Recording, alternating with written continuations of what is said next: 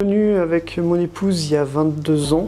On s'est dit à l'époque on avait le temps pour avoir des enfants. Et puis donc on a fait nos études, on s'est mariés et au moment où on s'est dit bah allez on va avoir des enfants, on a découvert que c'était très difficile pour nous.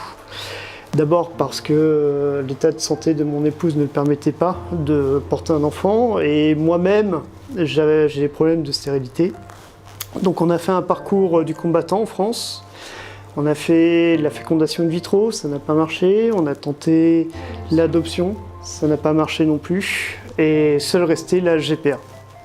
Voilà. Alors, on a entendu parler de votre clinique par un avocat spécialisé en France qui connaissait un couple qui était passé par l'Ukraine et donc il nous a dit que ça avait très bien marché. Et donc, il nous a conseillé de passer par vous. En fait, dès le départ, ce qu'on voulait, c'était, vu que la GPA n'est pas reconnue en France, ce qu'on voulait, c'était une structure capable de nous guider de bout en bout, également sur le plan juridique, pour avoir ce petit bout de chou, en fait. Et justement, dans le contexte actuel, on était assez inquiets, mais on avait quand même pas mal de contacts avec la mère porteuse qui nous rassurait par rapport à ce qui se passait. Disons qu'au premier jour de l'invasion, quand les Russes étaient proches de Kiev, oui, on était très inquiets parce qu'on n'avait pas moyen de communiquer avec la clinique, pas moyen de communiquer avec la mère porteuse.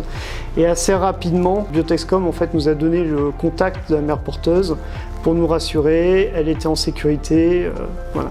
Tout allait bien. Et bien justement, en nous mettant en contact avec notre mère porteuse, parce qu'on n'avait aucun moyen de la joindre, elle qui portait justement notre petit Lucas, qui devait le protéger, on ne savait pas où elle était, on ne savait pas s'il était en sécurité, et Biotexcom nous a mis en contact. Alors des conseils, il n'y a pas vraiment de conseils à donner, en fait, très honnêtement, on ne se sent pas en danger.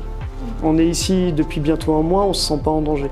Bon, il y a quand même des éléments qui montrent qu'effectivement, il y a un conflit en cours en Ukraine avec la Russie, effectivement, mais on n'est pas en danger. Je voulais juste te dire que, franchement, moi je pensais pas que ça allait marcher aussi vite. On est venu au mois de juillet l'année dernière, elle est tombée enceinte au mois d'octobre. Et franchement, vu le résultat, il faut pas hésiter.